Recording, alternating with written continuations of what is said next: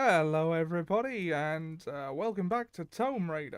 I'm Ollie Johnson. I'm here with Dan Murgatroyd. How you doing, Dan? I am well, thank you. How are you? I'm good. I'm good. This week we read Animorphs: The Message by K.A. Applegate. And Dan, what did you think as a first-time reader? I In brief, this one. enjoyed it. There was a fair amount going on with this. Yeah, which Uh, is impressive given how straightforward and episodic the actual plot is. yeah, the plot very much goes A to B to C to D without like a detour to A2 or B4 Yeah, or it is. But yeah, the, yeah, it does a good sort of additions to the lore and a fairly big shake up to the cast of characters as well. yeah. Well, with what is probably well, where's the thing? It's still sub 200 pages at this point, so Yeah. yeah, you don't have a message that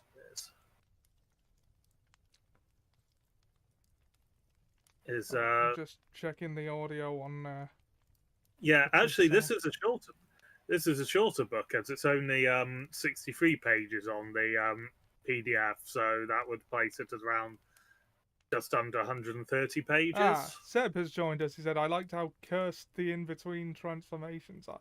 Yeah, the books make a big feature of describing that process, and it gets pretty graphic Yeah, sometimes. it, the, it is constantly commented on uh, that it is very strange even when you're used to it. So, Yeah. like How does for the audio watching, sound on your end, by the way, Seb? Now that I have you here.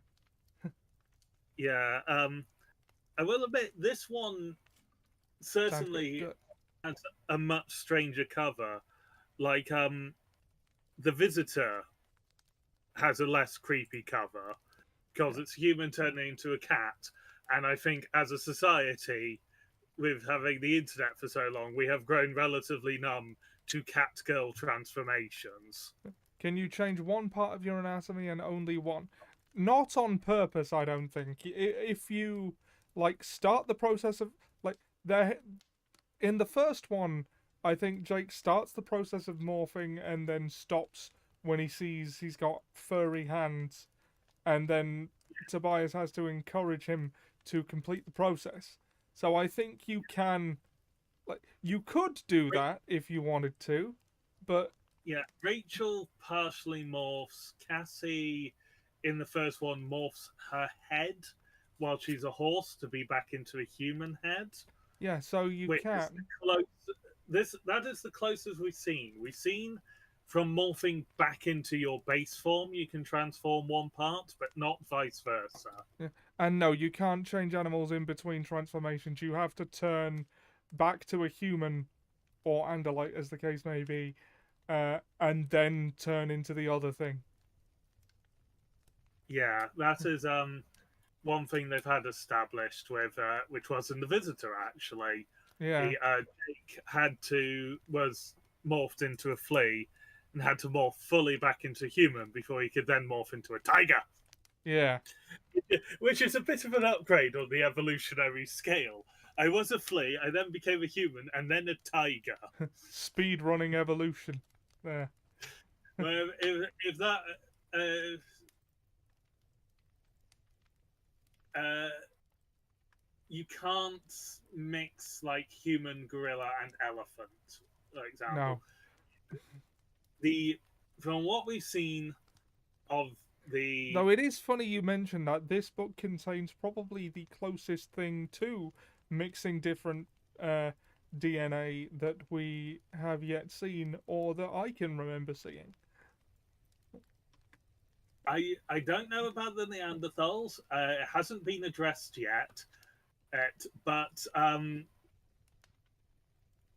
given I think it's something I can't answer from the information we've had as to whether a human could morph into a Neanderthal. Though I'm not committing to saying that that question will never be answered, because there are, shall we say, parts of this world established that would make that technically possible that they could I, meet a I, I'm, Neanderthal. I'm assuming there's going to be time travel shenanigans in this because it's a long running sci fi series. Yes, there There are is. at some point time travel shenanigans in this series. Yeah, so just as it currently stands, don't know enough to say one way or the other. Yeah, but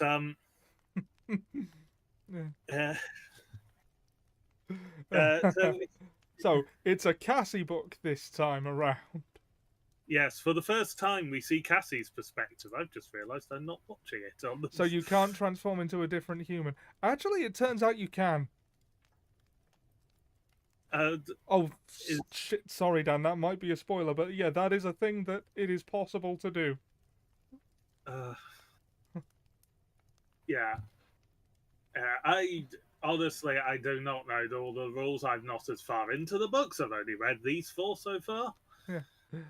So Blame me, I but, you see a human transformation in this book. But, yeah, that's not. But it's not a human transforming into a different human, so I wouldn't have seen that. But, yes, that is possible. That is a thing they can do. Okay, but no, it's just I might forget it by the time we get to it, depending how long it takes, because it is 2 weeks between books. Yeah. So yes, anyway, we start in Cassie's story. She's in the barn where they're looking after the animals. Yeah. And she is taking her first shot at morphing a squirrel. Yes, because and the reasons for this is because over the last few nights, something has been getting in and has killed a couple of the birds they've been looking after. So she's trying to figure out what it is. I will say squirrel is a bit of an odd choice to be doing this, considering that everything that would hunt birds is probably more than enough to kill a squirrel. And there's a lot of animals in there that the squirrel would naturally go, ah, and run away from. And indeed, that is exactly what she gets the urge to do. Because, so it'd be difficult to morph a squirrel during No Not November. Different nut. Although, this squirrel does get very excited about a nut that Cassie previously dropped on the ground when she morphs. She one of the comments she makes when she's shrinking is just sort of like shortly after, like the ground is a lot closer. I've not swept it to her. Holy shit, a tail! As she grows a tail that is in scale with her as she's transforming, so it's actually 2 foot long when she gets the squirrel tail at first. And she quite likes the tail, as I recall. Yeah, so she starts to shrink. Well, she finishes the morph and is there, sort of, nut, no, must pay attention, must control squirrel mind. Ooh, nut! Squirrel mind, behave. Ah, predators! Birds. Predators, birds, ah! And then she sees a fox moves aside a bit of wood paneling, which I just assume means there's a loose piece of wood that they've not noticed that the fox moves while it squeezes through, and she's like, "Ha! A fox!" And then she has a moment where, shortly thereafter, it's realised, "Oh, fox!" As the fox spots her. Yep. She grabs the nut and runs. Yeah. But the fox is as quick as her, but is not quite as maneuverable. So she gets that. And then something else happens that causes her panic. A red-tailed hawk has turned up, which scares the fox off. And thankfully, Cassie manages to get control of the mind quickly enough to be able to then thought speak to the hawk, because it is Tobias. And he was there, and he did see, he said afterwards, presumably jokingly, though I'm not entirely sure it is, because he is living as a hawk rather than trying to cling on to as much as human while resisting the hawk instincts, which was causing his problems in the last one. He has found the balance where he's not feeling like he's losing himself, but where he's living as a hawk would. Yeah, and hold on, I'm Uh, just finding their first exchange. It's like, well, why didn't you tell me? He said, sounding grumpy in my head. I was considering eating you. yeah, yeah, and it's just sort of like because he's living as a hawk, and that is big enough for him to be able to eat. Which wouldn't that have been absolutely horrifying in book 4? One of the Animorphs being disemboweled by another one of them. Yeah, Granted, they also threatened to do that in book 3 as well, when Cassie turned into the wolf. but don't they make burgers out of hawks? No, you're thinking of the Hawk Bashir, which are an alien race. Yeah, I watched Ghost of the Throne today. My side still hurt from laughing. Oh, I will give that a look. I've got it queued up. Yeah. The most yeah, disturbing part is that they were both human at the time. yeah. Oh god. One disemboweling the other is just sort of like they were both human at the time. It makes no sense. Yeah. Sort of, Yeah. yeah, but yeah. So Cassie and Tobias talk. Cassie morphs back into human and is nearly entirely human, and but still has the tail. Because she said she likes the tail, and she seems to be the one with the greatest control over morphing. Yeah. So she has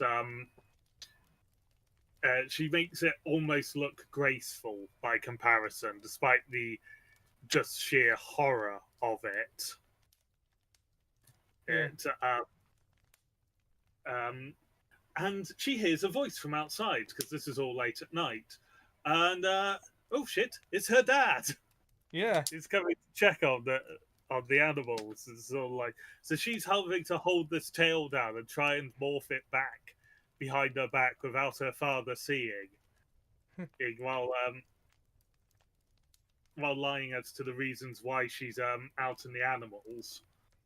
Which is she's just saying she couldn't sleep, so she thought she'd check on them.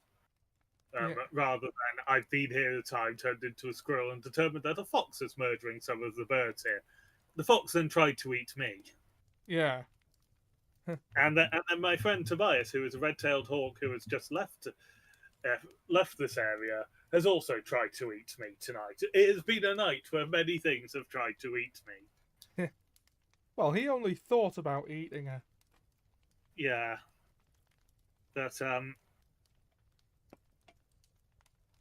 yeah, she manages to finish the morph before her father gets too suspicious because she's got her hands behind her back to keep the tail sort of hidden and out of sight. So he's just like, Cassie, turn around. What's behind you? And she is thankfully morphed before that. Yeah, and he was like, for a moment, I must be too tired because for a moment I could swear you had a tail. Yeah.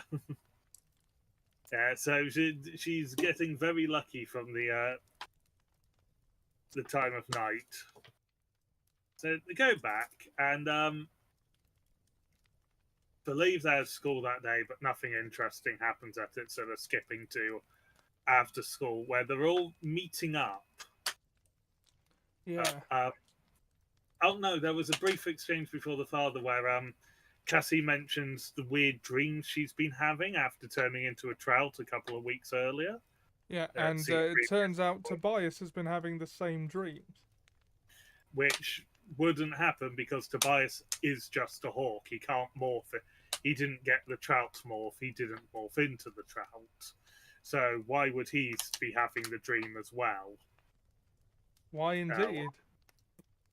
So they're meeting up after school the next day to have a talk about these things, and Marco has recorded something from the news segment the night before,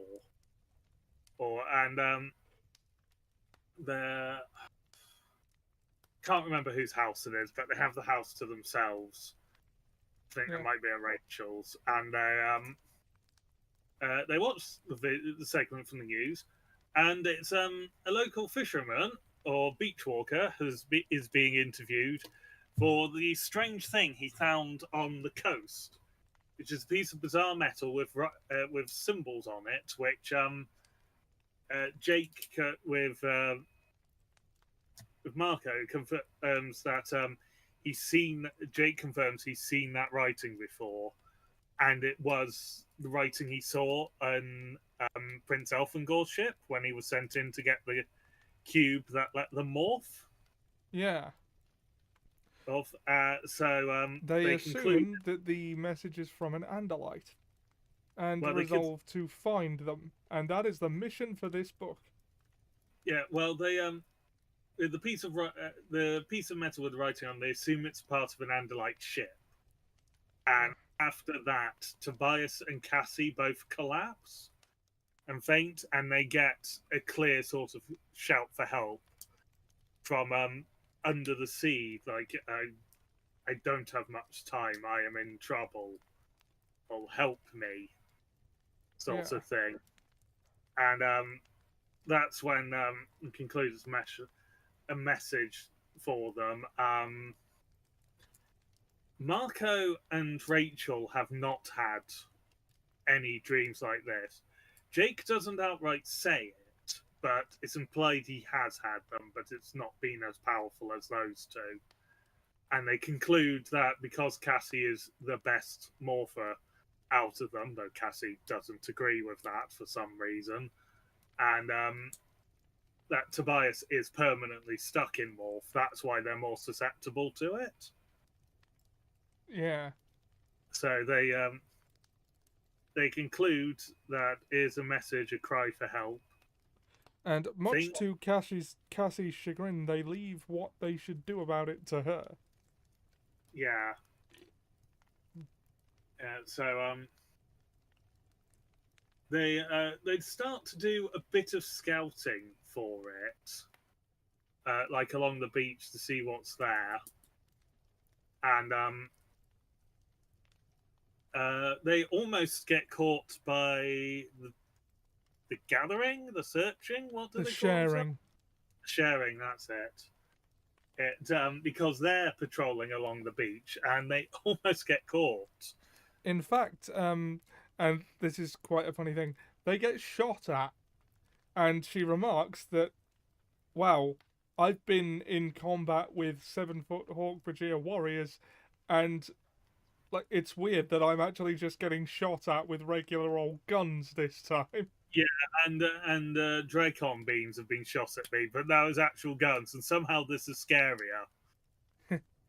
Yeah. So they're walking along they're going to the beach. They were walking along it, seeing if they could find anything that would give them a hint. Then the sharing they hear, so they walk off into the dunes behind the beach, which their tracks are spotted, so they get followed and they get shot at. And they have These to are morph a fish, even though Yeah. the fish that they've got, a trout, is a freshwater fish and cannot survive in the sea. Yeah, they is one of them suggests morphing in the dunes into just a fast creature and running, and Marco is the one who points out that they'd be able to tell from the footprints that there's humans who have morphed and not Andalites. Which is more information than they want to give up.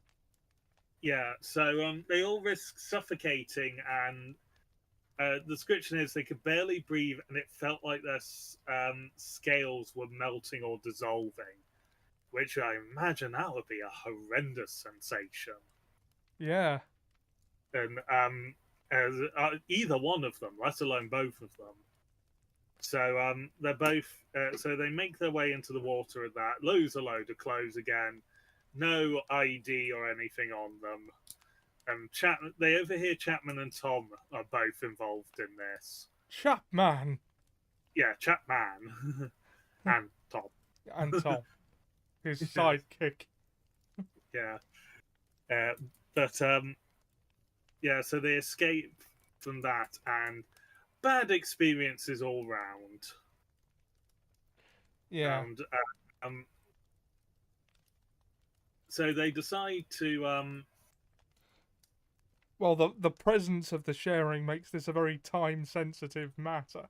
They need to yeah, find whatever's down there before they do. yeah, especially as the sharing meant they overheard from the sharing mention that Vissa Free is angry, annoyed. So they surmise that Vissa Free has also heard the message. Yeah. Although, in terms of Vissa 3 being angry, to be fair, so far, when has he not been? Yeah, Like, but this is like angry by Vissa Free standards rather than just Vissa Free is angry. Must be a day that ends in Y. yeah. Uh, Yeah, so must remember that Vissa Free is in an Andalite body, so given this seems to just be a distress call to fellow Andalites, it is he will have picked it up. yeah. So Which is he's unhelpful. yeah, but the amount of information they've got basically on where they are, where the person is they're underwater and a piece of Andalite spaceship was found on a beach. So it's assumed they're out to sea. That doesn't exactly narrow it down much, does it? Especially if it's deep. It must also be deep enough that said Andalite can't just get out. So it's deep, deep water, because otherwise it would have possibly been spotted anyway. So yeah, they make their way, and Cassie is. It takes them a couple of days. Cassie's having doubts about her ability to lead Yeah. and make decisions. Jake comes over to see her and sort of gives her a bit of a talk.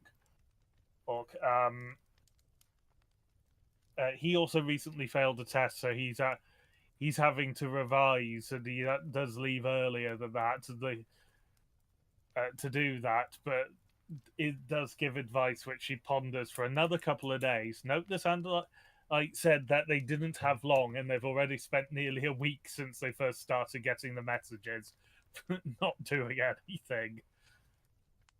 Yeah. But so they come up with an idea to sort of try and locate them, which involves again going to the local zoo or amusement park and animal whatever they called it. The Gardens, I think it's called, Yeah, animal gardens. officially.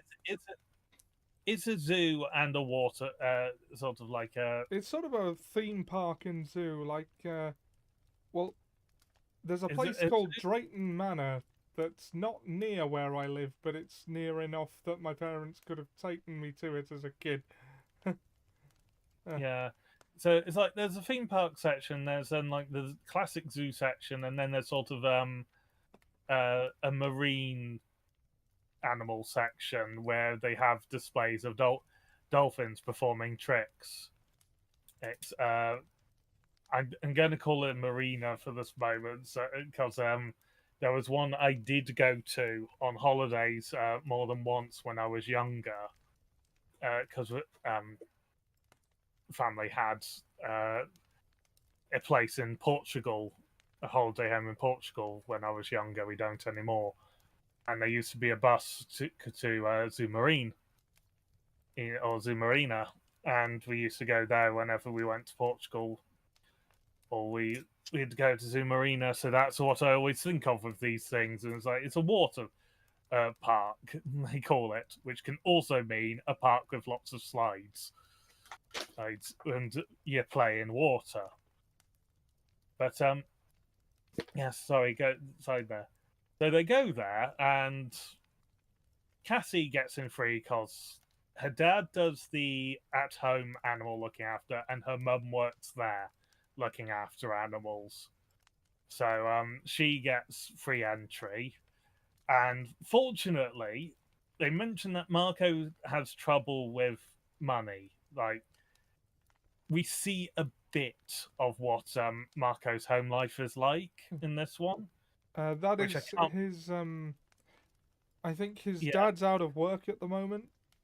yeah. His dad only takes on sort of temporary jobs because he just can't cope with it. He is very much sort of your stereotype in the crime drama of or like long term things where the parent who has lost their other half and is just now almost catatonic. Yeah, It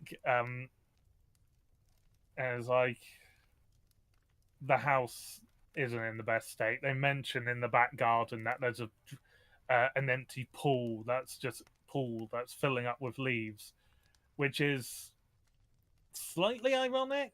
Not because of the fact that Marco's mother drowned. That's not the ironic bit I'm thinking of, but because it's revealed in this one that Marco can't actually swim. It is a plot point at two different times. The fact that Marco, in human form, cannot swim. yeah, So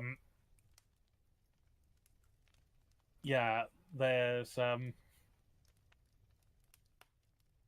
so we see that Marco is really sort of like life is not being kind to him with all of this as well. yeah. And then In fact, so one of the big reasons for his reticence, I'll just reiterate, is that he's all his dad's got. yeah, and So he's sure if anything happens to him, it would kill his dad. yeah, like I And mean, yeah, I believe the scene is later on after is Cassie going to see Marco after an incident has occurred, but I couldn't remember exactly, and it just felt like it would be important to get yeah. this scene in to sort of Well, understand Marco's resonance a bit more. We now have a personal look into it. yeah, and the next book I think is from Marco's perspective, where that is all fully exposited on. Yeah, it should be. Yeah, he they're following the pattern, and then so they go into this, and there is fortunately an offer on if you get 2 tickets, you get a third one for $1. And Marco is able to produce $1 because they mention Marco doesn't like it when we have to go to the zoo to get morphs because he can't really afford it. yeah, The fact that none of them conclude until actually towards the end of this book that they could just go when it's closed and morph into birds, fly in, and then morph back. yeah. They could. It, yeah, it would make things easier, but if you're trying, but then like the risk of running into staff is so much worse because there's no crowds to hide in. So there's advantages and disadvantages. Yeah, and that well, they're trying to be as low profile as possible. So I Yeah, guess that they would want to go when everyone else goes, because that's when they can explain going. yeah, and though it does like, and they can hide in crowds if they're caught by spotted by security, like they did in the very first one, on after almost getting eaten by tiger. Indeed. Enemy, but yeah. So they go and they're looking for strong sea swimmers, which of course leads them to dolphins, hence the cover. Yes, and they all acquire. Oh, just the different dolphins in the enclosure are named after the cast of Friends. Yep, I think they they are. rattle them off as Chandler, Joey, Monica, and Rachel, And Phoebe. and There's more Phoebe. dolphins than they take. There is one for each of the main cast of Friends. And so there's 6 dolphins to the 4 of them. We don't know if Rachel acquires Rachel, unfortunately. No, this isn't established, but I like to think that she does. Yeah, I think the only one we know is that Cassie gets Monica. Ah, I think I could be wrong. I So don't they, know enough about Friends to know whether that's appropriate or not. I was I don't only really. loosely aware of that show.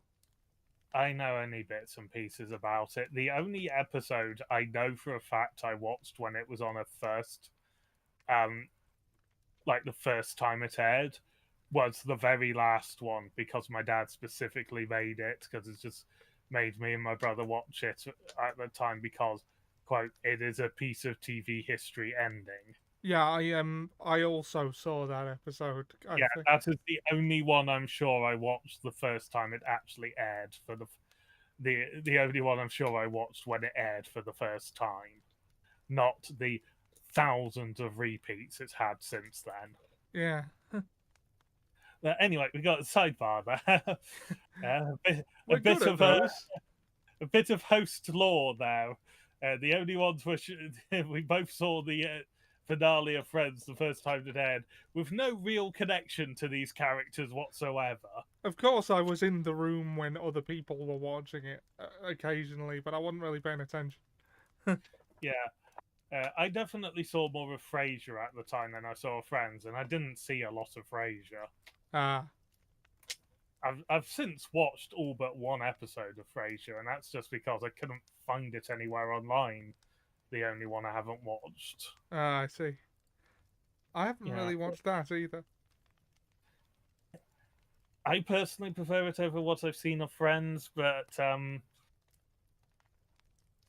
it's, unless you are massively sort of like into your sitcoms, there's not a horrendous need to watch it, but it does have its clever moments. Uh, And also, a lot more often, the joke is played. Well, they're playing on like the naivete of Frasier and Niles in everyday situations because of their posh outlooks and such. ah, Rather, rather, rather than as some people have strangely described it and then admitted they've barely watched it. The joke is at the expense of the common person to make Frasier and Niles look superior. It is not. Frasier and Niles are the butt of the joke every episode. Granted, Niles doesn't have a great opinion of Ross, who is one of our normal look-ins on this. Yes, but she holds her own in sort of their verbal sparring when she finally decides to actually engage. I see. Anyway, Yeah. an aside on the aside, that one was. uh, Yes, wrangling. they just acquired dolphins. So uh, the plan is to go to the beach, morph, and swim out into sea and try and find the Andalite. Yeah. This changes when they talk on the phone. When Cassie calls Jake on the phone to check because they go on a Friday because their school is closed because there's a teacher conference that all the teachers have had to go to. This sort of thing doesn't happen often, but I do remember it happening in my secondary school once. So yeah, it's not a piece of it's not a contrivance of the plot. This sort of thing did actually happen in the 90s and early 2000s. Doesn't happen quite so much now because they'll schedule it for the teachers' holidays and all the teachers will grumble about it. Yeah. Jake points out, no, we're going to hang by the river. The beach is going to be too busy. And it's like, yes, it's a Friday when all the kids are out of school because school's not open. Of course, it's going to be busy. And also, morphing into dolphins on the beach in broad daylight is an idiotic idea at the best of times. Yeah. So instead, they stow away on a boat. No, that's the second one. Oh wait, no, they go out twice as dolphins. Yeah, they go out twice. That is the hard thing to remember about this book is that there's two trips out to sea. Yeah. Because they do sort of blend into one a little bit. Tobias is feeling a little useless at the moment because this entire adventure is at sea. So he's a bit sort of curt with them at times because he's feeling useless and he wants to help, but he's a bird. They don't exactly do underwater. No. And of course, he's stuck in a bird and can't be anything else. Yeah, so this new pod of dolphins goes out into the sea from the river. Cassie again is the first one to transform. The river's a bit shallow. They've hidden their clothes in the bushes nearby. The river's a bit shallow, and they go up. But she manages to essentially belly flop to slightly deeper waters after morphing and swim out. No, Tobias does have a bit of use actually at this point. He's flying above them to basically let them know how the time's going because they've got a tiny digital watch that they can put on his leg so that he can Yeah, he can so they, keep time for them. yeah. And yeah, so they go out and the time is not sort of like going out and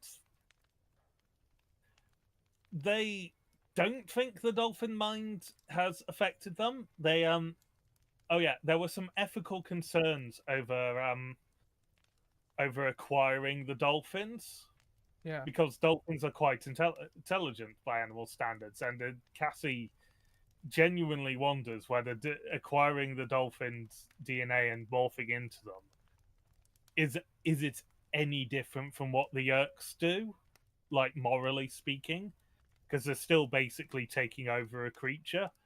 Well, it's more like they're 'Cause- copying a creature, I would argue, but I yeah, but understand it is that is the counter argument they give. They are copying a creature, but she points out that yes, but we're still suppressing the mind of the copied creature. So is she does wonder uh, about it, and they do think that the mind hasn't affected them so much. Tobias does point out that like they've spent an hour in their form, and they are basically playing yeah. everything is gained to them, and then so they manage to snap out of it a bit, and they go slightly further out to sea because they haven't traveled that far outwards, so they're still like able to get back with time to spare. They travel a bit further outwards, and they encounter something that uh, causes them to pause. Sharks. Yep. Yep. Yeah, And that snaps them into serious mode pretty damn quick. yeah, because their instincts are telling them sharks, enemy, no, bad, bad. But Cassie notices that the sharks are attacking a whale. Her mind interprets that as a great one. On because well, they're like if you with very little sort of knowledge of biology, one would assume that a whale is a relative of the dolphin. And she leads the four of them into attacking the sharks, and they actually win this fight, not through just that, but she gets one of them in the gills with her first blow, and that causes them to start bleeding quite badly, like it's serious injury. And there's like a couple of minutes of frenzy as the sharks try to fight the Animorphs. Yeah. The sharks fight the jets here. Yeah. Quite. Yeah, I Almost couldn't resist. literally. Yeah, and the fight goes on for a couple of minutes, and then the sharks sort of disengage and ignore the whale as well because the one who was bleeding is now bleeding quite badly. So they cannibalize their fellow shark because it's just an easier kill, an easier meal. Yeah. Now, I don't know enough about sharks to say whether this is actual shark behavior or not. But so but it struck me as slightly strange. But frankly, if that shark had died, I wouldn't have imagined that they would have stopped. But he wasn't. It wasn't said to be dead when they started ripping into it. So I don't know. Let the sharks in leave, and this is where they realize, oh, this is bad, Yep. because not because they're running out of time, but because Marco was got in this. One of the sharks nearly ripped Marco's tail off, like it's barely holding on at this point, In his and he, words, major ouchie. yeah, uh, so they're panicking, and Cassie is sort of like in her panic has almost the brainwave of, right, Mark, turn back. Uh, we got the DNA of the animals, also, but injuries aren't contained in the DNA. So surely, if you turn back into a human, you should be fine. And then if you turn back into the dolphin afterwards, you shouldn't be injured in like either of them. Yeah. And this is where we learn that Marco can't actually swim. Really bad timing for Marco to share this information. Sort of like a mission out to sea. He possibly should have mentioned this earlier, just in case. Yeah. And Fortunately, though, there is this the one where they are helped? yeah, Mark. Well, they're helped in both in different ways, but as Marco is transforming, a great shape rises up from beneath them that is sort of causing them to worry a moment. And Cassie figures it out that the whale that they just saved is trying to help, and has spotted that the dolphin is struggling. Because, of course, dolphins still need to surface to get air, as do numerous whale species. In fact, I think all of them. Yeah. So the whale seems to be thinking that the dolphin is suffocating, and so is lifting Marco up on its back to the surface. And as Marco is morphing and, of course, loses his gills and his ability to swim. So the whale is helping, and Cassie sort of goes into the more. Oh yeah, they had great fun discovering echolocation and how that worked. To the dolphins, they were all having great fun with that. Yeah. But Cassie sort of enters into an almost primal communication with the whale for about 10 minutes, in which we learn that the way that their communication sort of goes: whale, great one; dolphins, little ones. The whale is confused and curious because I've not seen that before. They go pointing, basically referring to Marco, to a dolphin turning into a human, and then a human turning into a dolphin. What is this? Okay, that's new. Yeah, and the commenting on that skew is a sort of like, also he then comments again on that's not the only new thing in the ocean, and Cassie sort of inquires, and she gets an image. The communication is almost psychic. It's Yeah. almost like speech, but with pictures. But it's and she gets an idea of in the ocean and of sort of a clear dome full of almost like a park can say underwater, like trees, manicured lawns, stuff like that, flower beds and such. And Cassie realizes that, oh, this must be the Andalite, where the Andalite is, and she sort of thanks and like in communication and such, and comes back to more reality, where they don't have to peg it back to shore to make sure that they don't get trapped. Um, these transformations were quite disturbing for them, like to watch the forms, and but they do make it back to shore and change back. And Cassie has some of her self doubtings to this, and that's why she goes and sees Marco, as we say earlier, to check on him and talk about and he is. This is the point where genuinely it would make sense for him to back off or to voice criticisms and doubts about it. But this is probably the most on board he's been so far. Is after he's nearly died. Yeah. Which is a bit strange to me, but Well, I think because they are helping an Andalite, I think that has a lot to do with why he does want to help. Because yeah, he hasn't been as forthright about it as, say, Tobias has, but he was also quite affected by the death of Prince Elfangor. yes. So yeah. So they meet up again, and it's a couple of days later. Again, there's a lot of time on this. I don't have much time to this. Where are coming up with another plan, but Marco is again the one connected to the media. It might have been Jake on the first one, but Marco for definitely for this one. On as he's found in the paper. My God, a glorious flashback to the 90s where teenagers read papers.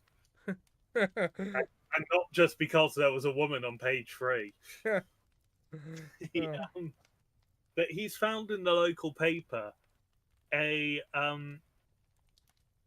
research ship and treasure hunters basically are both going out in sea sort of like the next couple of days in like the same area, and he concludes that they must have an idea of where it is now, the controllers, and that this is the Yerks trying to hunt down the Andalites. Yeah, we need And to find that guy like yesterday.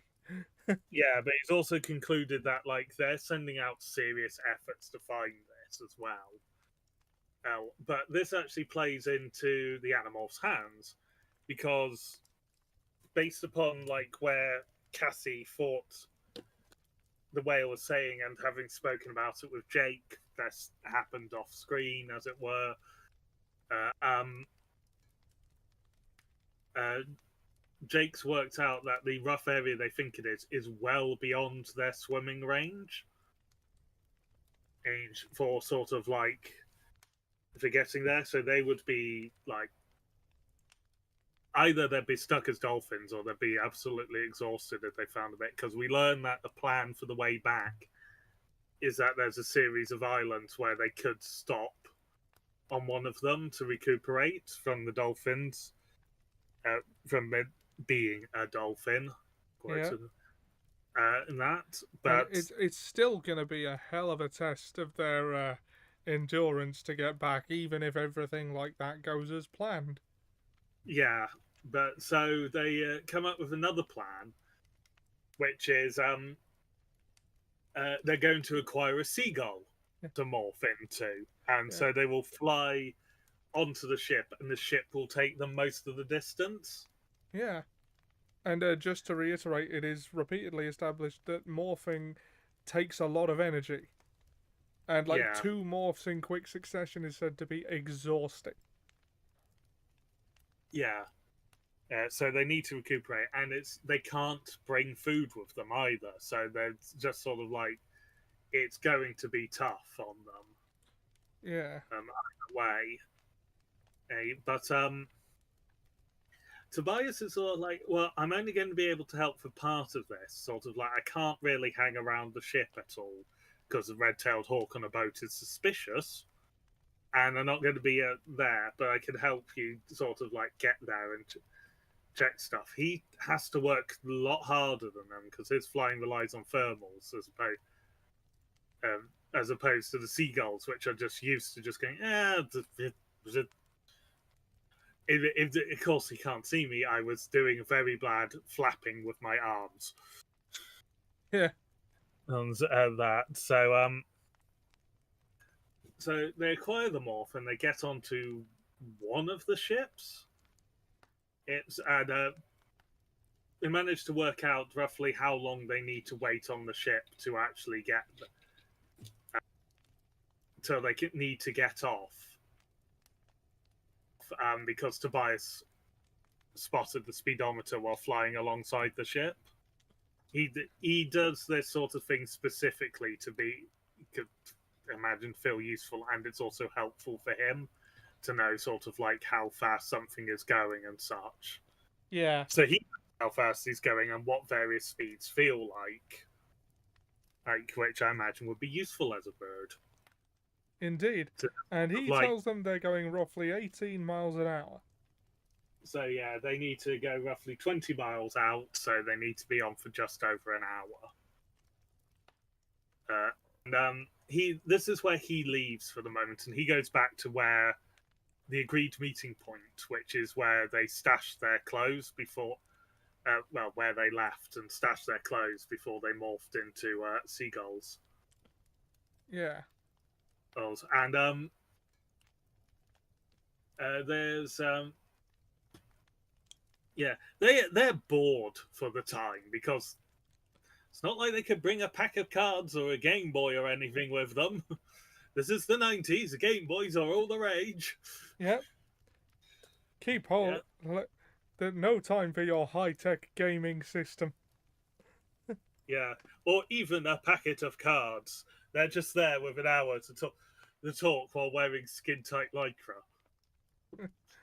Yeah, the teenagers wearing lycra with an hour to kill. I imagine, and that the people, it was just sort of like, oh, I know what the dad is. Just like, no, not in this situation.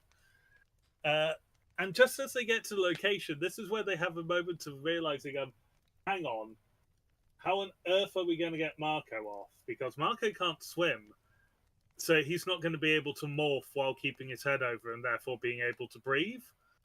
So that will probably kill him. So they come to the conclusion that Marco is going to morph on the boat and try to make it so his legs are the last thing to morph, so that there is actually a chance that they'd be able to push him off when it's his dolphin weight, where he will be multiple times the weight he is normally. Yeah. Because while he may not immediately then be able to swim and kick about, he will still hopefully have enough lung capacity and oxygen in them to wait until he gets them, because they stay underwater a fair length of time. Yeah. Dolphin. And yeah, Fortunately, this works. yeah, this works. The rest jump in, and Cassie does it so that her head is the last thing to transform, so she can swim strongly like that and just not risk of drowning. And I don't know what the other twos do, but Marco is fully transformed long before any of the others, and is sort of looking almost sort of impatiently at them, as much as a dolphin can when they seem to have a permanent smile. Yeah. And they start swimming off in the direction, firing off the echolocation, and dolphins have. It might not be called echolocation for dolphins. I can't remember honestly, but No, it was echolocation. yeah, but they do find the dome. I'm gonna have to say something about their Starship airlock design. Yes, I understand the that they got the airlocks and how they're meant to work right, but the only thing keeping this airlock sealed is something not bumping into the button on the outside. This seems like a bad Starship design. That like you can open part of the ship up with just the press of a button from the outside. I mean, I don't suppose it was designed as a marine vehicle. Well, this is just for keeping airtight. It's the exact same problem of like keeping the air in as well as stopping the water out. It's just like, yes, the airlock is correct, but it just no security over it. Like there's not anything you need to lift up to get. There is just a red button on the side to get to get into this part of the spaceship. It makes boarding them so much easier. Or you could just, send someone out in a spacesuit quietly who will just press the button, open it up, and then can just sneak in. It's uh, the lack of security that's getting to me rather than that.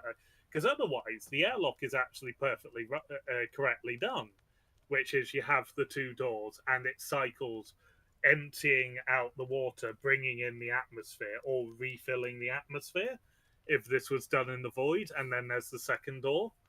It's just a distinct lack of security that a dolphin can get in. yeah, that's true.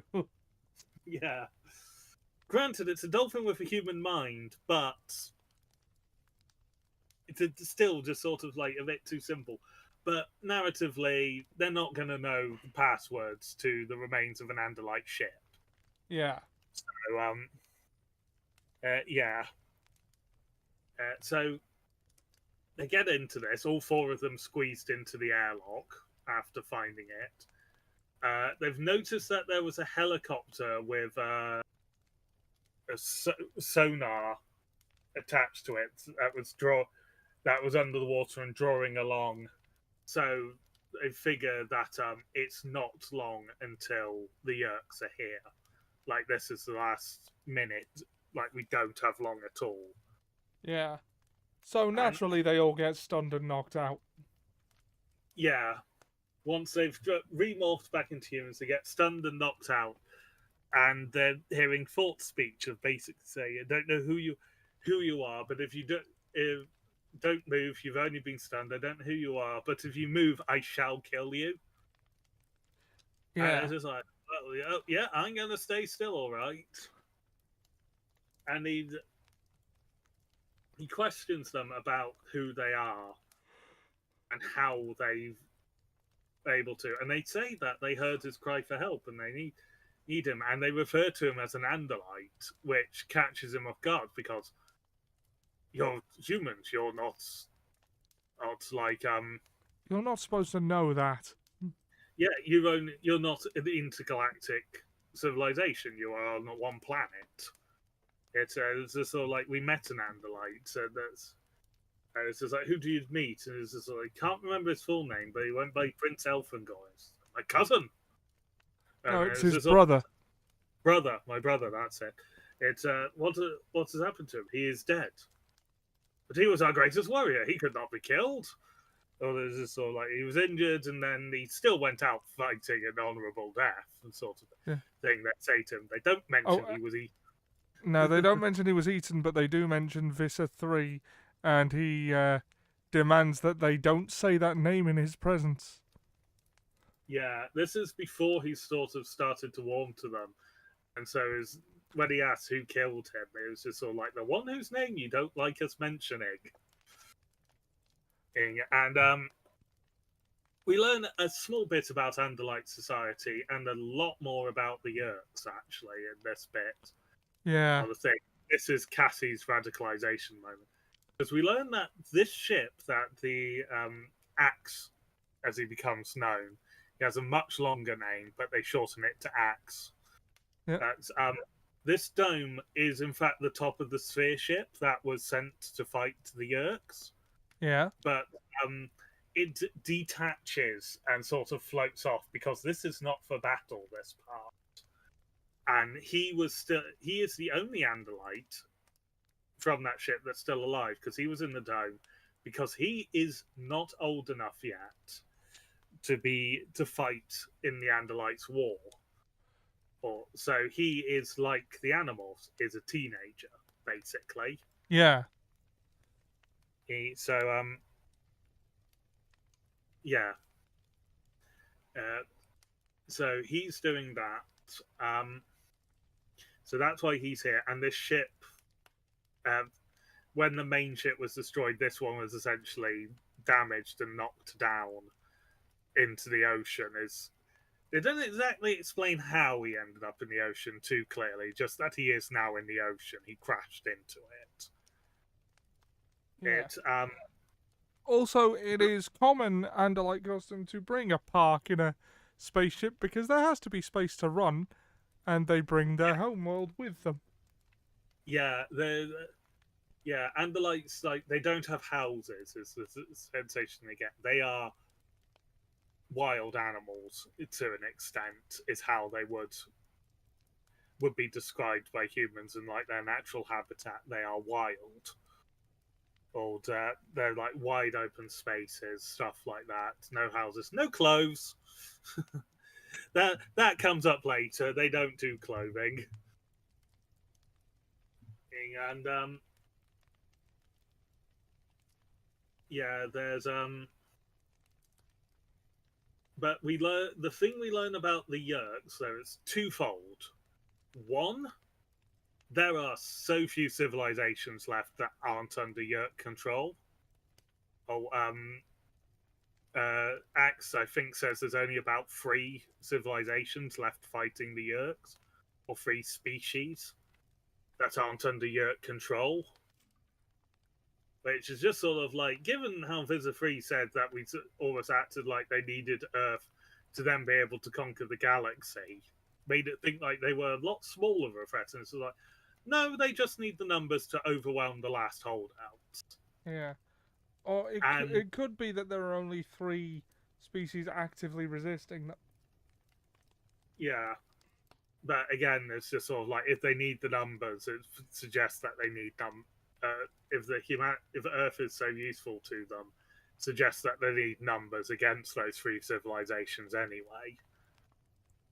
But the other bit we learn is that Yerks, not only do they enslave the species, they only keep enough to basically keep the species they want to be used as hosts alive, and then wipe out everything else and turn as much of the conquered planet to be like their own home world. So that's Cassie's radicalization moment in this fight. Yeah, they're gonna wipe out much of Earth's well ecosystems and Basically, Earth's species are going to go from the thousands that we know about and many more that we're not entirely sure about to probably less than 20, just enough. And this is all like, well, hundreds of thousands because it's all the plants as well. It's just enough to keep humans alive. And Axe says, "Do you not know who you're fighting? These things destroy worlds." And that was Yeah. Yeah, and Axe reiterates that it'll take a year at least for other Andalites to arrive, maybe 2. This is the moment where we realise that Elphegor's promise that help will come in a year is not solid. It's like yeah. it was always sort of like or I always sort of suspected that it is unlikely to be exactly a year. Yeah. In part because I'm coming into the series after it is finished, and there's 54 books, and each book generally has a bit of a gap in it. So even if it's sort of like ignoring time travel shenanigans that may happen because sci-fi story and stuff, if this is just the fight to get the Yerks off of Earth, it's longer than a year, even if each story is 1 week after the other. But but I imagine at the time when only the 4th book has just come out, and you don't know how long it's going to be, learning that the Andalites might in fact be twice as far away as you thought would probably be a bit. It'd be a bit of a blow to morale. Yeah, and indeed, Marco seems to have been hit by that to an extent. Oh, the actual quote for the Yerks is, "They eliminate them. They will make Earth as much like the Yerk homeworld as possible. They will destroy most of the plants and all of the animal types, all of the animal species, except those they eat." Mm. Yeah. So, And Cassie straight up doesn't believe this. She accuses Axe of just saying that because he doesn't like the Yerks. yeah. But they reveal part of why they carry their homeworld, like parts of their homeworld, with them, is because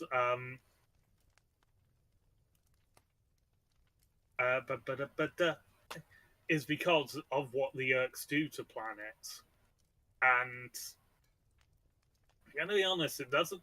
With this combined with something else that happens later in the book, it doesn't look. It doesn't sound like the Andalites fully have a hold on their homeworld. Like the Andalite homeworld doesn't sound like it's secure, or possibly even in Andalite hands. Hands a bit. Or if the homeworld is secure, it's still got its hands full. Yeah, because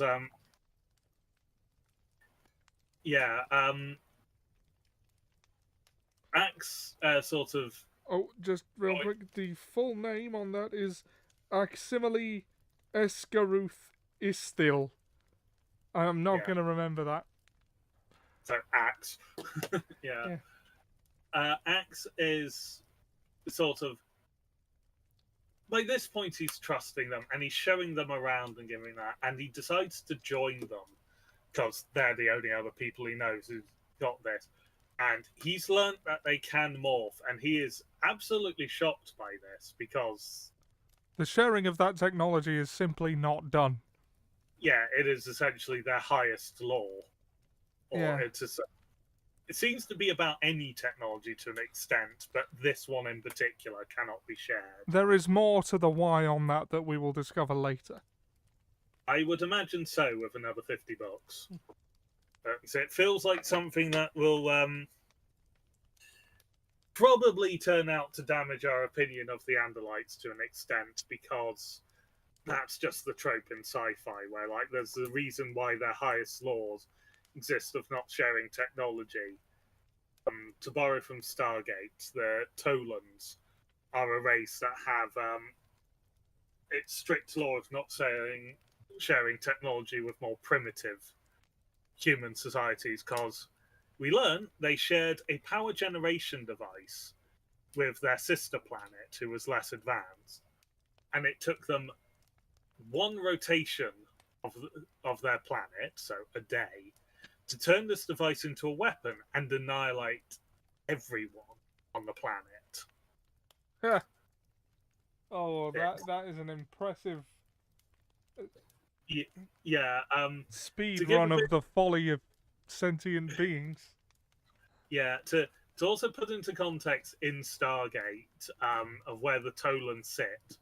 The Tolans are an advanced human society that the Goa'uld have not conquered, because Tolan technology is more advanced than Goa'uld technology, and the Goa'uld have been around for 25,000 years.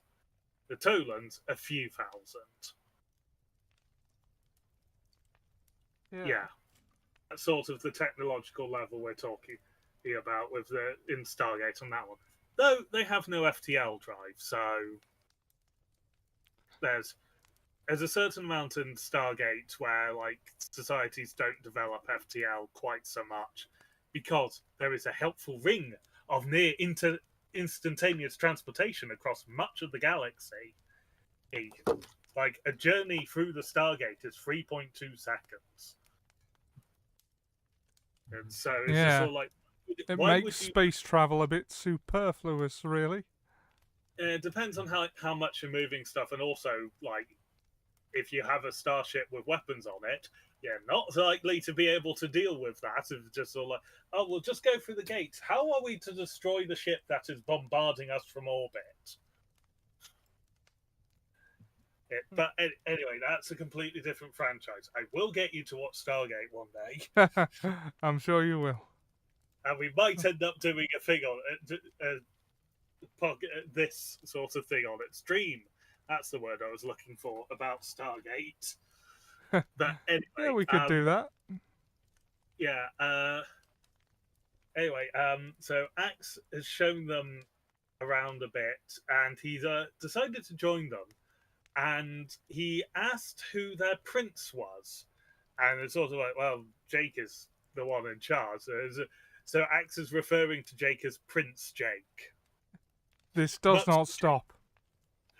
Yeah, much to Jake's embarrassment, and he tells him at least twice in this story to not call him that, just to call him Jake.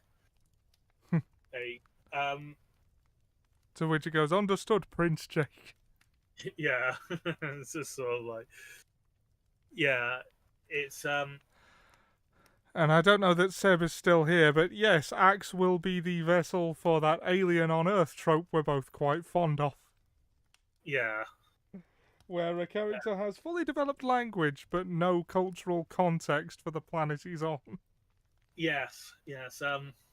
There's a bit about the language on this. That comes later. Yeah. So hey, but at this point, when they've rested a bit, they're starting to hear explosions, or like the dome's shaking a bit, and there's see explosions. It's like they had just been talking about leaving, and we learned that Axe has actually been out long enough to acquire an aquatic morph for getting out of there. But because he doesn't know if there's any Andalites and he doesn't know anything about the world, he sort of just retreated to the dome because he also didn't know which way was land or how far away it was. Yeah. Although, So, we do learn, when it's important, that he has acquired the ability to morph a shark. yeah, Axe grabbed a shark. Okay, so they're talking about leaving, and then essentially, because this is the climax of the story, Visser Free has found, well, the Yerks have found them. Because depth charges have started being dropped around them. So they Yeah. hurry into the airlock, they morph, and they have to battle the. Cassie is the only one we know for sure, but I suspect it's all four of them. Has to battle the panic of Visifree is morphing, not Visifree, Axe is morphing into a shark in a confined space with them. Yeah. Now, Axe has already done this morph before, so he should be in charge of the shark's mind. And also, as it is an Andalite technology, I imagine it is probably easier to subdue the animal mind. I have no evidence of this. It just makes It's logical also sense. established that Andalites have quite strong minds because Visser 3 is the only Andalite host body. No one else. Yeah, is the only one with an Andalite as a host. Yeah, and So, you got to think they would try to take more of them. So oh, either Andalite minds are particularly difficult to dominate, or like I mean, I find it hard to believe that they just never got a slug in the ear of one. yeah. Well, given that and how Andalites are held up as sort of like the greatest of the warrior species, almost. Yeah, Host is entirely possible, but it's also like I would say surely like if you wanted Andalite servants, you would have tried to capture Elfangor, even though like he is wounded. Surely you have medical sciences. This are free rather than eat him. So it does imply. He also says, like, do you think this Andalite mind is hard for me to control? Oh, are you proposing that human is more trouble than an Andalite yeah. Uh, in the visit? yeah, that he does. Yeah, and all that So implies that Andalite minds are a good deal stronger than human minds, so they probably have less trouble reining in the animal's instincts anyway. and the technology probably works better for them anyway because it's designed for Yeah, them. As sort of demonstrated by another bit we see in a short moment, because it was inquired when they're out in the water. It's sort of like, what sort of uh, controllers have you encountered? What? Oh, it's human controllers and Hawk Bajir. It's like, oh, good, just Hawk Bajir. It's like, and what are they? Oh yeah, taxons. And it's like taxons. They look up as like multiple things splash in the water above them. They're not depth charges. Turns out taxons are really good swimmers. Like straight line speed, they're fantastic. Maneuvering, not so much. which is where So dolphins have the advantage. dolphins and shark, because Yeah, Axe goes, I sense that this host body has a lot of can fight. Is that true? Yes. Shall we? And they spend time taking out a load of taxon controllers in the water, and they start leaving from that, and they notice when they surface to get a breath that Visafree's blade ship has appeared. They assumed it might have been there already, and they assumed that was what was dropping the depth charges. Yeah. The dome is now being destroyed. Like, so that is a shame as well. That has gone. Yeah. And sort of proof more towards that the Yerks will just destroy everything that isn't Yerk or is of no use to them. And they start making their way, and Axe actually inquires of them, "How do you keep time on the morph?" And they go, "We rely on a friend of ours who is uh, we sometimes rely on having a watch on." Basically, is their answer on that. It's just sort of oh, so do you want me to keep time for you then? Then it's like, what? It's like, yeah, I just instinctively know how long, which I believe will be an effect of the technology being used on the Nandalite. They would know Yeah. instinctively. I'd imagine that they'd have a part of their brain that basically he starts firing off like the red alert siren sound from Next Generation when they're getting dangerously close. But they Yeah. have, and we learn that they've already used 30% of their time. I'm I'm to for this fight, so they're now having to rush to like the small jutting islands to try and get it. And shortly after they start pegging it to these islands, uh, something drops into the water behind them, and their echolocation is detecting something large. It's Visser-Free. I don't He's remember what it's called, but he has a big face killer fish thing. yes, from the Andalite's moon. Axe takes particular offense to that, and this is what leads me to believe that in part, that the Andalites have lost their homeworld in the fight, because not only do they have the stretch and the domes, but Visser-Free has managed to get to their moon and acquire animals from there, because the Animorphs, the human ones, have a distinctly uncomfortable feeling when they see Visser-Free compared to when they saw Elfangor, because of the yerk in his head, and compared to how they saw Axe now. So I would imagine that that is probably much more pronounced in an Andalite encountering Visser-Free. Oh, So absolutely. I cannot imagine that he would be able to just sneak onto the Andalite home moon and home planet to acquire morphs there without the planet being either entirely or partially under Yerk control. So I don't know for sure, but this is where the evidence is sort of or my evidence, or the idea that the Yerks have pushed the Andalites off of their own home planet by this point. Yeah. Which would also certainly make the Andalites incredibly pissed off with the Yerks and determined to wipe them out even more. Oh, no question.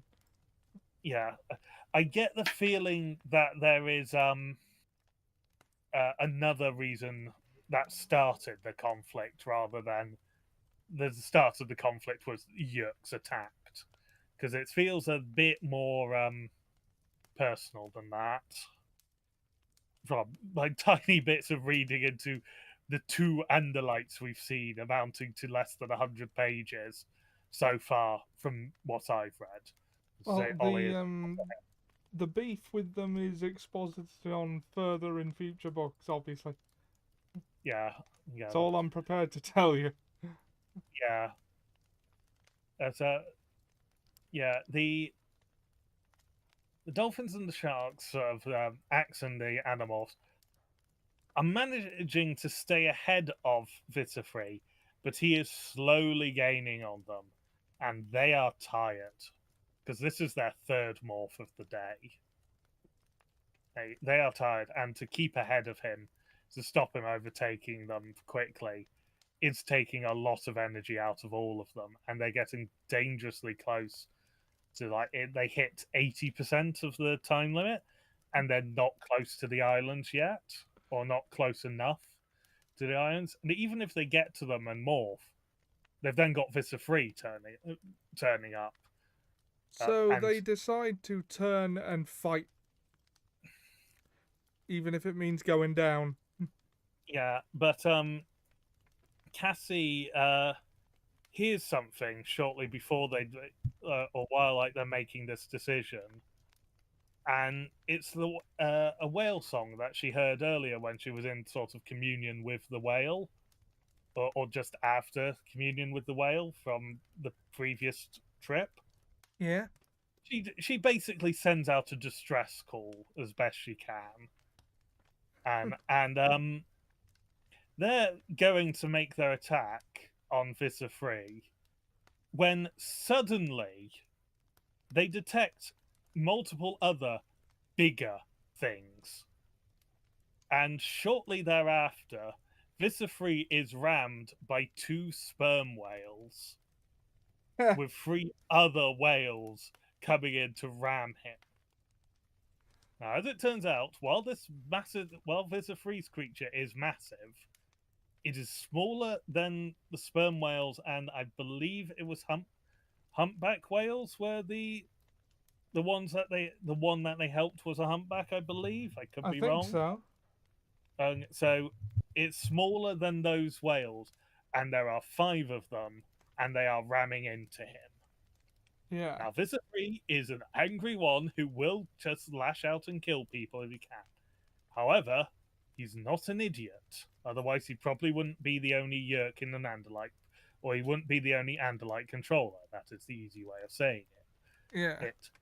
And he knows he's lost this fight. It's like he can't win against the five whales, especially as they got the first blows in, and it's multi-turn animals headbutting you at high speed. Yeah, That he goes, he yeah, backs off. yeah, he backs off and he actually retreats. Which normally is not how a fight with Vista Free goes. The fights with Vista Free generally go, we barely ran away from that with our Yeah, lives. we escaped with our lives by the skin of our teeth. Yeah. So Vista Free is actually handed a defeat in a fight rather than what's happened where he has technically he's not achieved his objective, but he technically won the fight. Whereas this one I think from his he will consider an absolute loss because to his mind the Andalite bandits have managed to acquire another of their members. Okay, I destroyed the ship, but that was nothing because that was just a dome with a forest in it. Basically, that wasn't going to change the tide in the fight, but another Andalite, that could be an issue. And I had them within my grasp, and then whales showed up and wailed on me. Yeah, there's no two ways about it. He got his ass kicked. Yeah, this is the one where it is probably easiest to say, or hardest for him to say that he got a win out of this. Last time is also hard with the loss of the supply ship. Yeah. But yeah, but he could spin the first one on because well, he only lost one controller host or one host to Godfrey. A number died, but he protected the Yerk pool from an Andalite attack, so he can spin that as a win. The second one on he confirmed that some bits and pieces about the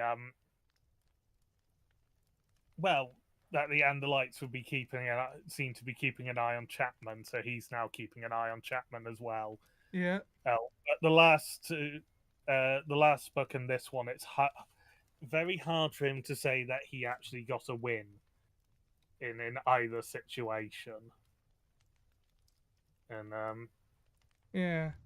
actually, no. In the last one, he thinks he killed one of them. Oh yeah, he because the hawk. Yeah, he possibly thinks he killed one of them. So this is the first one where he probably feels like he's actually lost more than he's won because he's destroyed. I've destroyed the remains of the Andalite ship, but the Andalite in question has reunited with his fellows, and well, yeah, I was bested by Earthfish. Yes. Although they're not technically fish, but you know what I mean. Yeah, but we can see Vita3. I can see Vita3 possibly getting a whale morph in the future after that. Whales! I could actually see him getting a lot of Earth animals just because of how they're being used against him in these stories. It's just like, I'm gonna need these. They're just proving too irritating. Yeah. Oh. But could you imagine that he just turns into a tabby cat on another planet and they just go, what? He says, I am an apex predator. I meant to turn into the orange and black stripy bastard, not the tabby. Yeah. Yeah. But the Animorphs are exhausted. But once again, their whale friend comes to their rescue. Yeah. They morph to human on the whale's back, and Cassie... More human and Andalite. Yeah. Well, yes, on the whale's back, and Cassie catches a nap on the way home. Yeah, I imagine they probably all do, apart from maybe Axe. Yeah.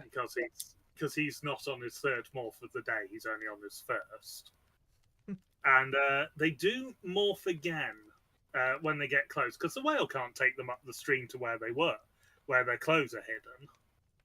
And it can't get too close without Axe being spotted either, or with them on the back, which is an issue. So they do morph back into dolphins and sharks and go up the river. And Tobias is waiting for them. And of course, he was worried. He's also confused because there's now 5 of them when they come back, and one of them is a shark. And he's confused a little bit. But when it transforms, he realizes that, yes, they have been successful. Yep, introductions are made, and Axe is actually looks a little crestfallen when he hears that Tobias has been trapped in the hawk body. Yeah, he seems a little horrified by the concept as well, which doesn't bode well for the promise that the promiser has sort of been keeping Tobias going to an extent, that the others keep reiterating that the Andalites will have a way to fix this. Yeah, when the Andalites come, they'll be able to reverse this. Yes, but they look at him as this all like, okay, so where are we going to keep Axe? Because we can't exactly put him in any other houses. It's like, oh, we'll just keep him on. Cassie goes, we'll keep him at mine because we've got like the forest nearby that our land backs onto. They can live in there. It's like, okay, how on earth are we getting him through town? And Axe then acquires DNA from each of the 4 of them, and Axe mixes it together to create a human body. Yeah, that is none of theirs, but that shares characteristics from all of them, so that he could be related to them. Yeah, he's like he's halfway between the tallest and the shortest, and he's halfway between the broadest and the thinnest. He has basically taken an average of each of them for that. this is where we learn that there is a spare pair of shirts and shorts that they brought with them, helpfully. I'm assuming they brought spare clothes in case they got the Andalite, but it's also like they had no idea that the Andalite could morph into a human, and because they've not seen it. Yeah. So it seems strange. Cool. Axe, of course, this is where we get confirmation that no Andalites don't wear clothes because they're asking what those coverings are. Yeah, and why they wear them. So when he's changing into them, he puts the shorts on his head and he wears his legs through the armholes of the shirt. So it's just all like when they turn around, it's just all, and they're going, "Axe, are you male? Have you morphed into a male or female?" It's male because I am male. It's just like, okay, me and Marco will dress you. So it's just sort of like the shyness of teens going, no, we protect the woman's eyes from the penis, basically. But it's just, so they get dressed, and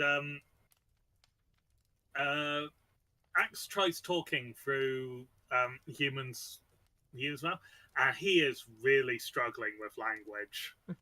Or So, well, it's not so much struggling with language, is that he's not used to speaking with a mouth, and he's having too much fun making noises and playing with the sounds that his mouth makes. yeah, there's a bit of struggle with it. So they tell him don't talk to anyone on the walk through town, and they basically get him to Cassie's farm.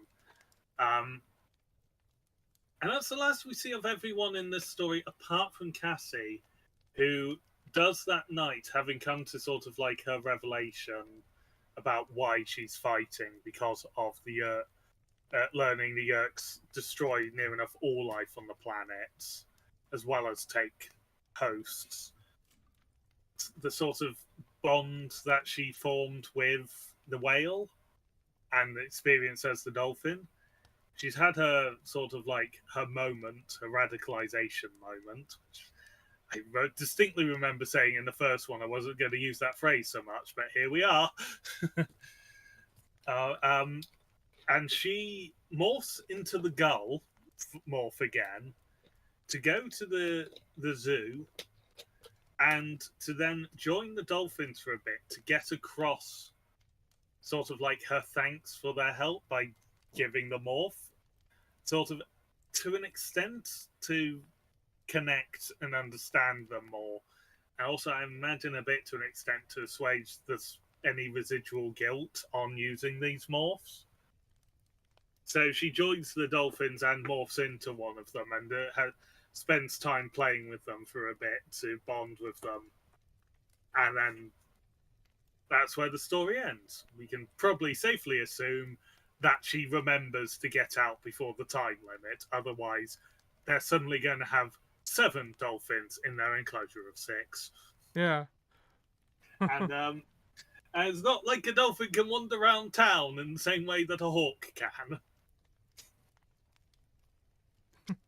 No, I suppose not. Yeah. That would be entertaining to see. It's just sort of like, Snorky, talk!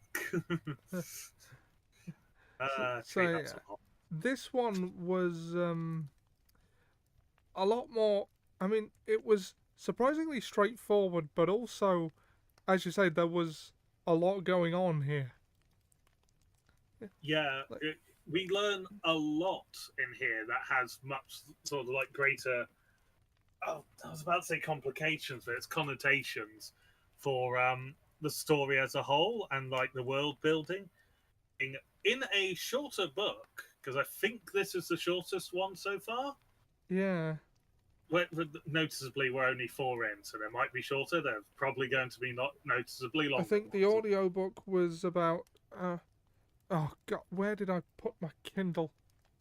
I don't know how many pages it is, but the audiobook is 3 hours and 6 minutes long. Yeah, it's interesting because the encounter is a shorter audiobook, but it's a higher page count. Yeah, that is interesting. I'm guessing the encounter's audiobook is slightly faster just to begin with. Yeah, Like, maybe. yeah, it's 2 pages shorter, uh, the message, than the encounter. I mean, For how I usually do this is I do the first read on the Kindle, so I read the text, and then when I'm going through them again for this, I'll put them on. I'll put the audiobook on, usually at speed, to just refresh myself of the story. yeah, I've picked up the speed a small bit again. I'm nearly at times 2 now, but I mean, that's just how I get through audiobooks, because I have um, I have a very easily distracted brain, and mm, normal speed feels fucking interminable to me at times. Like, I've I mean, depending on the narrator, I've established that my reading speed hovers somewhere between 1.5 to 1.8, depending on the yeah, narrator. But if I've got the book in front of me, um, I can read faster. Like, I've probably made it up to like 3 times 2 with both. 3 times 5, which is as high as Audible will go sometimes if the narrator's a little slow. Uh, and even then, I miss things. But like yeah, at speeds like that, you can get through one of these in like an hour. yeah. I'm I've But as I sub say, to I tend to read them on the Kindle without any speed hacks first. yeah. Actually, I just from looking at sort of like the counting on the thing I've got for the PDF, I'd say that's actually probably closer to 60 something books because it's just like the counting's like Animorph 54 is like the highest one on there, but there's like Animorphs 47.5 and 40.3, 40.6. So That's odd. it was just sort of like, so the first one is like Animorph 7, The Stranger, then Animorph 7.5, There's like also a side series called Megamorphs, which I don't know anything about. yeah, well, this is sort of like the animal things. It's like Metamorphs is connected to it, and that's listed as 7.5. Then there's the Andalite Chronicles as 12.5 and stuff like that. It's the side books, but this seems to be the point in which they are in the story or when they were released. Ah, So yeah. So for the whole narrative, it is possibly closer to 60, but or possibly over 60 books yeah. for the whole Animorph saga. Yeah, it's um, it's a good, interesting story. It's sort of like the implications for going on. Like the Yerks are destroyers of worlds. There's barely any civilization standing against them. The Andalites might be even longer than we thought they were. They only keep what they need to survive, and everything else just gets Yeah, destroyed. yeah. Marco not being able to swim, that feels like it might become a relevant point again. The establishment that morphing will does heal quite serious injuries, because I think there was like the first book, uh, um, Jake got grazed by something and was uninjured when he morphed, but that was like a minor injury comparatively. Yeah. But this establishment that you could basically be at death's door, but as long as you can complete the morph before you die, you'll be fine. Well, from as far as I've read, that does basically seem to be the case. Yeah, because Marco was definitely close to death. He'd had his tail basically ripped off. Yeah. I mean, he was Off. bleeding out. Yeah, he did not have long, which makes it all the more bizarre that the sharks turned on one of their own rather than focusing on Marco. Yeah. yeah, yeah, we've had Cassie's reason to join the fight and affirmation as to why she will keep fighting. Yeah. Though I think from like her questioning about it, while she will fight, I think Cassie is also the one who, and this might sound heretical, well, Cassie might also be the one who has a possibility of understanding the Yerk's perspective at one point, because of her connection to the natural world, or uh, I can't quite get the idea into words, but or to put it as a plot point, Cassie will turn out to be the catalyst that might eventually lead to a peace with the Yerks from her empathetic side.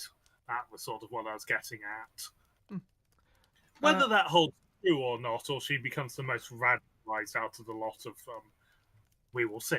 I mean, both are plausible.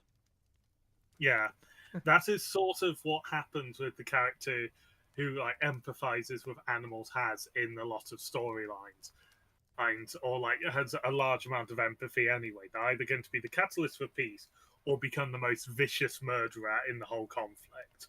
There is no in between. Depending on how they are made to feel about the enemy. Yeah, and just like either from the enemy's own actions or just the sheer PTSD that builds up. Yeah. Because One thing I writers will like, tell you is, boy, does it build up. yeah, yeah. Well, from I'm expecting to see an echo of it from Marco in the next book, given that he was nearly killed in this one. Yeah. And, well, Well, he's also suffering a bit from the loss of the mysterious loss of his mother. No, not mysterious. They know what happened. They just don't have her body. So the open-ended loss of his mother. yeah, There's still question marks over it. indeed. Yeah, Marco is definitely the next POV character. Then I believe it's Axe. yeah. With the addition of Axe, it would make sense to put him in there before the cycle starts again. Yeah. Yeah. And I'm going to hazard a guess that they're going to keep to the same order for the most part. I think so. Hold on, let me We'll see how check. it goes. Yeah, it's Kindle app, yeah. Also, it's interesting that they've got an Andalite teenager with them. Yeah. Which is,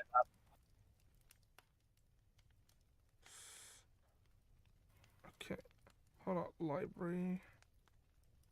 Okay, we got Jake, Rachel, Tobias, Cassie, Marco.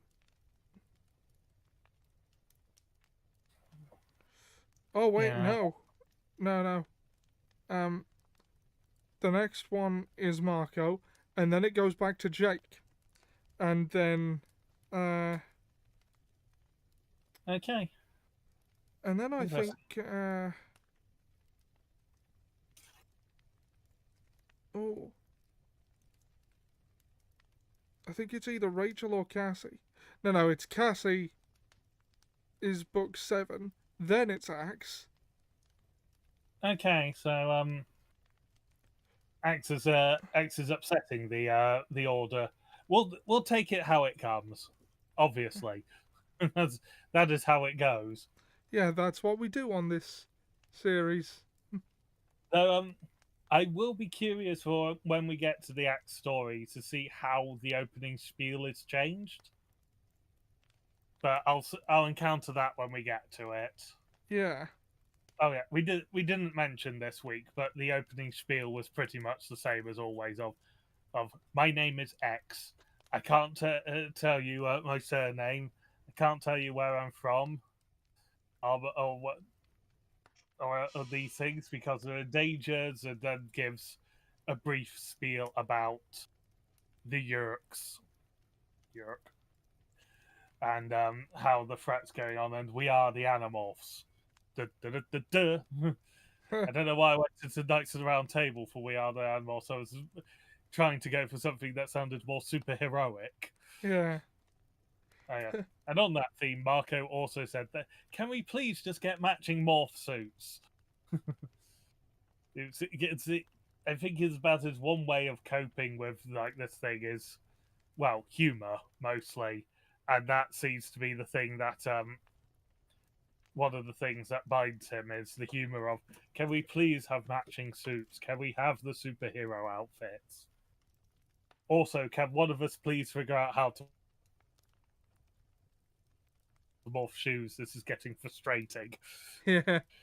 Probably not frustrating as it is for Rachel, because I'm reasonably sure she's destroyed 2 pairs of shoes. Because elephant. Yeah. No, we That'll had a more happen. we had a more sensible beginning of the story of the morph, of not using it as an elephant to crush convertibles as a distraction for breaking out a hawk. Oh, don't worry. There are plenty of impulsive animal shenanigans to come.